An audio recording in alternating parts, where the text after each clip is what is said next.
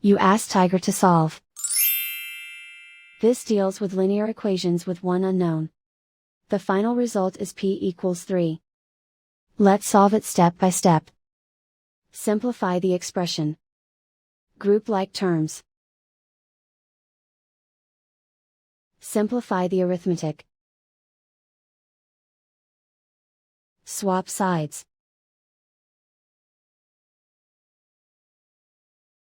Group all constants on the right side of the equation. Add 1 to both sides. Simplify the arithmetic.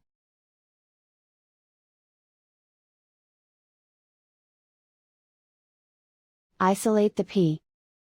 Divide both sides by 7. Simplify the fraction. Find the greatest common factor of the numerator and denominator.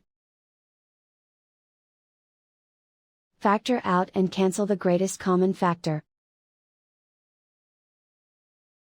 And so the final result is p equals 3.